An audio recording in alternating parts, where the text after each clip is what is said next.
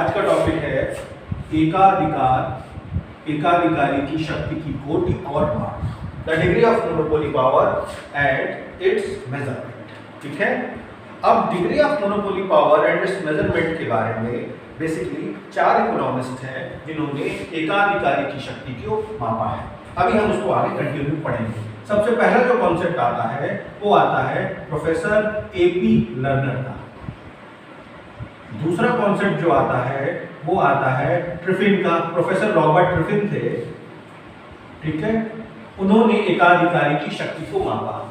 तीसरे थे professor J S bell और चौथे थे रोथशाइल्ड।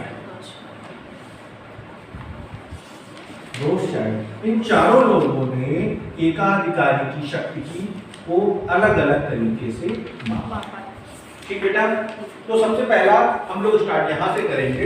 एकाधिकारी की शक्ति की कोटि, और कोटि को हम पावर भी कह सकते हैं, कभी कभी डिग्री भी कह देते हैं, तो कोई दिक्कत नहीं।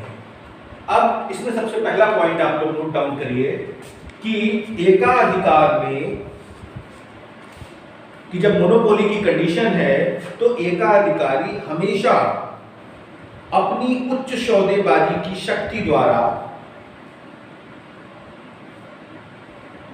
अधिक एकाधिकार लाभ कमाने की क्षमता रखता है।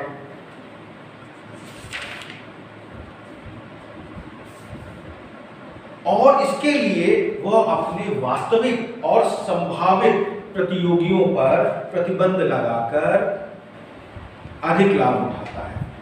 अब मतलब क्या है, जब एकाधिकारी है तो वो क्या करेगा, उसको इस चीज का कभी भय नहीं रहता कि कोई भी दूसरी फर्म उसके यहाँ प्रवेश करेगी और उसको प्रतियोगिता देगी। तो एकाधिकारी को यह अच्छी तरीके से पता होता है कि कोई भी दूसरी फर्म नहीं आएगी, इसलिए वह अधिक से अधिक लाभ उठाने का प्रयत्न करता है। और इसके लिए एकाधिकारी शक्ति से अर्थ एक एकाधिकारी द्वारा अपनी कीमत उत्पादन नीतियों से अपने प्रतियोगियों पर प्रतिबंध लगाना है। प्राइस प्रोडक्शन पॉलिसी से अपने जो प्रतियोगी हैं, जो उनके कॉम्पिटिटर्स हैं, उस पर वह प्रतिबंध लगाता है। अब एकाधिकारी की शक्ति को मापने के लिए 2 बहुत ही इंपॉर्टेंट तरीके हैं। नंबर 1 क्या है, सीमांत लागत और कीमत में अंतर, एमसी और प्राइस में डिफरेंस। ठीक है, क्योंकि एकाधिकार में कीमत से सीमांत लागत हमेशा कम होती है और इन दोनों में अंतर जितना ही अधिक होगा उतना ही अधिक एकाधिकार की शक्ति होगी। और दूसरा पॉइंट लिखिए, एकाधिकार अति सामान्य लाभों और पूर्ण प्रतियोगिता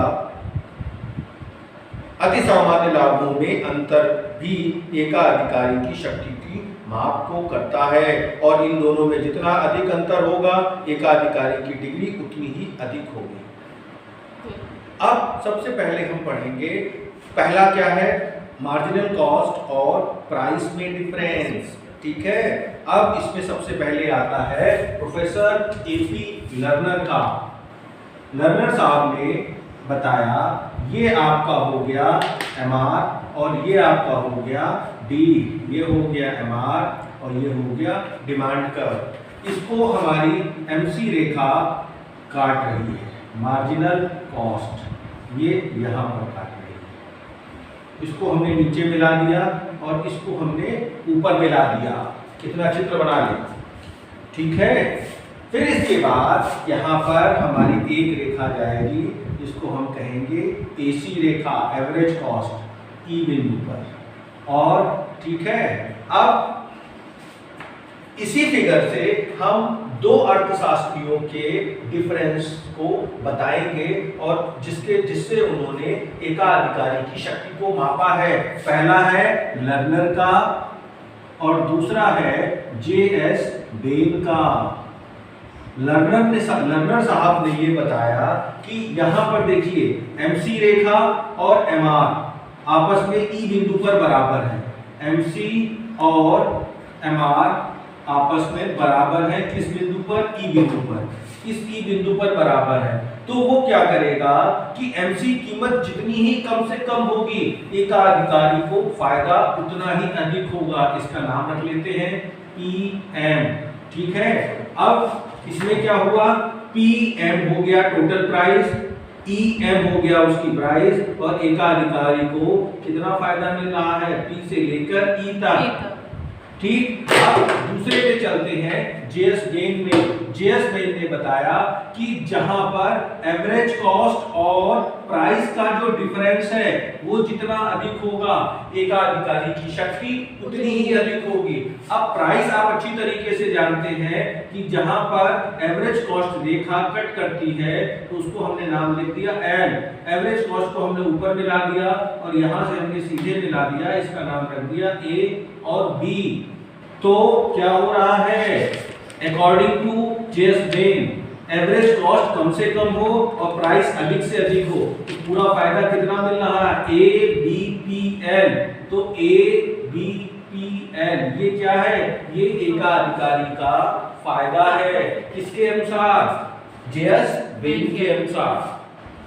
ठीक है, तो लर्नर में लिखिए पहली बात कि एपी लर्नर ने सौदेबाजी की शक्ति के रूप में एकाधिकारी की शक्ति को व्यक्त किया और कीमत और सीमांत लागत का अंतर एकाधिकारी की शक्ति की माप करता है। यदि कीमत P हो और सीमांत लागत MC हो तो एकाधिकारी की शक्ति को निकालने का फॉर्मूला क्या बनेगा, P minus MC upon E, price minus marginal cost upon price. एक विक्रेता की एकाधिकार शक्ति इस बात पर निर्भर करती है कि वह अपनी सीमांत लागत से कितनी अधिक कीमत पर अपनी वस्तु को बेचने की क्षमता रखता है।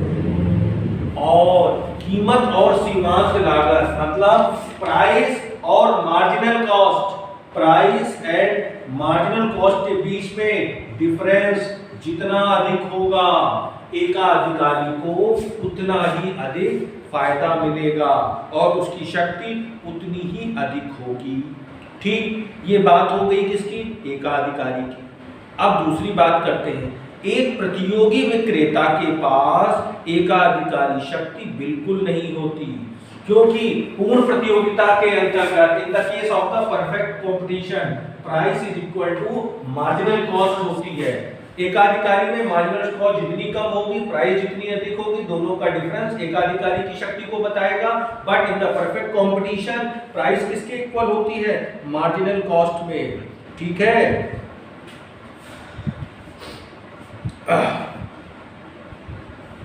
परंतु यदि विक्रेता एक एकाधिकारी हो और कीमत और सीमांत लागत में हमेशा अंतर होगा, इस प्रकार एकाधिकारी की जो शक्ति का सूचक 0 और 1 के बीच में कहीं बदलता रहेगा, 0 to 1 के बीच में लाई करता रहेगा। ठीक है, और इसके लिए उन्होंने फॉर्मूला दिया, एकाधिकारी शक्ति डीएमपी मतलब degree of monopoly power is equal to DMP, degree of monopoly power is equal to E elasticity P minus MC upon E. ये सूत्र हो गया किसका, प्रोफेसर एपी लर्नर का, डिग्री ऑफ मोनोपोली पावर को बताने का। ठीक है,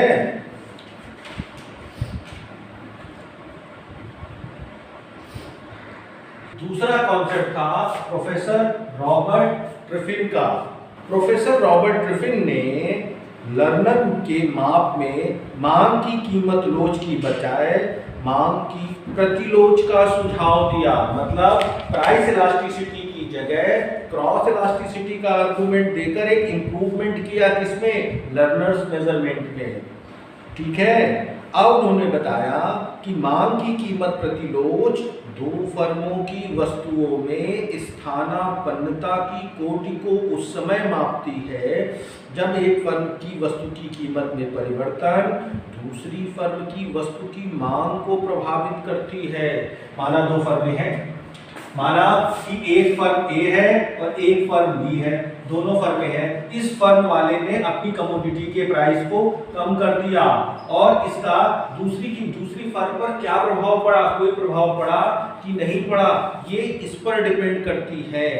जब एक फर्म की वस्तु अन्य सभी फर्मों की वस्तु की मांग की प्रतिलोध शून्य होती है तो प्रतिलोध अनंत होगा और फर्म पूर्ण एकाधिकारी की शक्ति की होगी। मतलब जब क्रॉस इलास्टिसिटी ऑफ डिमांड क्या है? 0 है। मतलब एक फर्म जब अपनी वस्तु की कीमत में परिवर्तन कर रही है लेकिन दूसरी फर्मों पर उस पर कोई प्रभाव नहीं पड़ रहा है, दूसरी फर्म को कोई फर्क नहीं पड़ रहा है, हमने अपनी फर्म की कीमत कम कर दी, दूसरी फर्म को कोई प्रभाव नहीं पड़ा, तो मतलब क्या हुआ? क्रॉस इलास्टिसिटी ऑफ डिमांड क्या हो गई? 0 हो गई। अगर प्रभाव पड़ता है तो क्रॉस इलास्टिसिटी ऑफ डिमांड बदल जाएगी। क्रॉस इलास्टिसिटी का मतलब ये होता है कि जब कोई एक फर्म या जब कोई वस्तु की कीमत कम होती है या अधिक होती है उसका अन्य फर्मों पर क्या प्रभाव पड़ता है। फॉर एग्जांपल मान लीजिए कि डीजल की कीमतें कम हो गई, डीजल की कीमत कम होने पर उसका अन्य वस्तुओं पर क्या प्रभाव पड़ता है? ट्रांसपोर्टेशन सस्ता हो गया, सब्जियां सस्ती हो गई, ठीक है, अन्य सारी चीजें सस्ती हो गई, तो ये क्या हो गया? Cross elasticity. एक वस्तु की कीमत कम हुई लेकिन उसका असर दूसरी जगह पड़ा। लेकिन इसमें क्या हो रहा है? एक फर्म की कीमत कम हो रही है और दूसरी फर्मों पर यदि उसका कोई प्रभाव नहीं पड़ता है तो मांग की जो प्रतिलोध है, क्रॉस इलास्टिसिटी डिमांड है, वो क्या होगी? 0 होती है। ठीक है।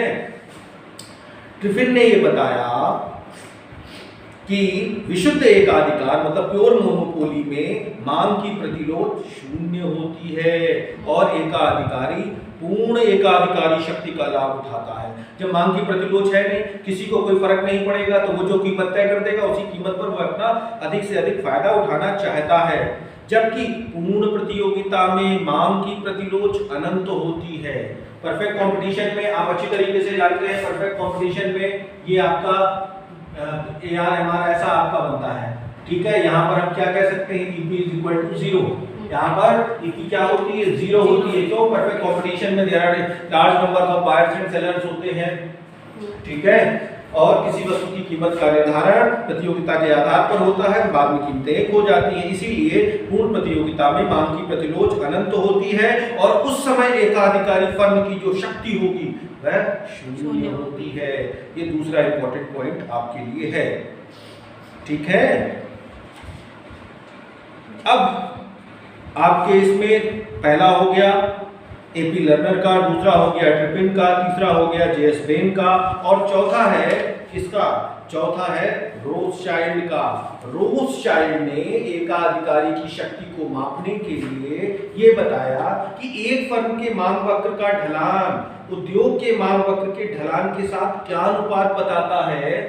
ठीक है, और उसके आधार पर हम एकाधिकारी की शक्ति को निकाल सकते हैं, जिसके लिए उन्होंने चित्र बनाया और बताया कि किस तरीके से हम एकाधिकारी की